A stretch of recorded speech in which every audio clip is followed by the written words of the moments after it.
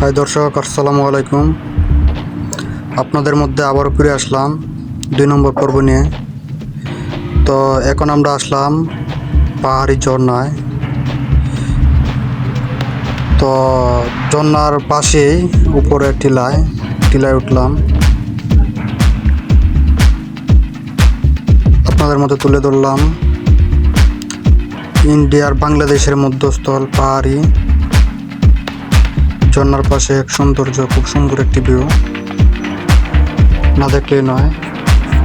আসার পর অনেকটাই ভালো লাগলো। এখান থেকে যেতে ইচ্ছা হয়েছিল না, আসলাম, ঘুরতেছি, খুবই ভালো লাগতেছে। অনেক কম সময় ঘোরার পর এখন আমরা চলে যাব শিমুল বাগানের দিকে। বর্তমানে নামতেছি। তো পাহাড়ে ওঠার ভিডিওটা করতে পারি নাই, উঠতে গিয়ে অনেক কষ্ট হয়ে গেছিল, শরীরটা খুব ক্লান্ত। তো এখন নামতেছি, নামার ভিডিওটা অবশ্যই দেখতেছেন, আপনাদের মধ্যে তুলে ধরতেছি।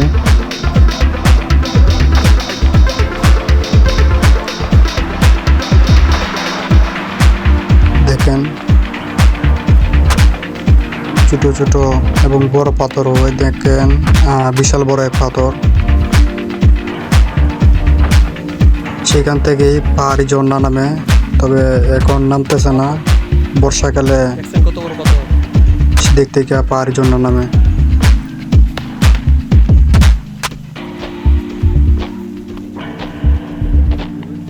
হ্যাঁ, বর্ষাকালে আরো প্রচুর পানি আসে দিক দিয়ে।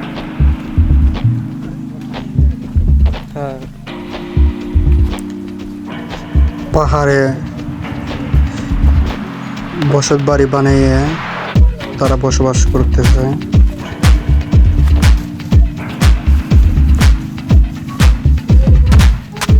যখন আমরা পাহাড়ে উঠি, ঝর্ণার পাহাড়ে, তখন বসত বাড়ি এখানে যারা আছে তারা বলছে যে ভিতরে না যাওয়ার জন্য, কারণ বলে নাকি সমস্যা। আমরা অত বেশি ভিতরে যাই নাই, যেমন বাংলাদেশ আর ইন্ডিয়ার মাঝামাঝি যে সীমান্তটা আছে সেখান থেকে আমরা ঘুরে আসলাম।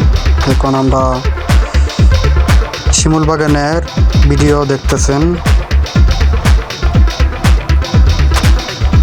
শিমুল বাগানে চলে আসলাম।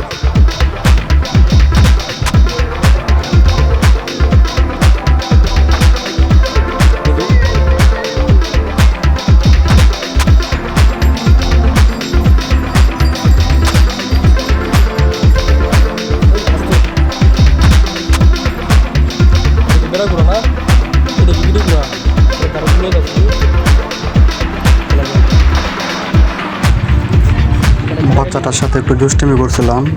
বাচ্চাটাকে বললাম, এটা কি বেটা ঘোড়া না বিটি ঘোড়া? বাচ্চা বললো যে বেটা ঘোড়া। বললাম যে ওই এখানে একটি মহিলা ঘোড়া আছে, তার কাছে নিয়ে যাওয়ার জন্য।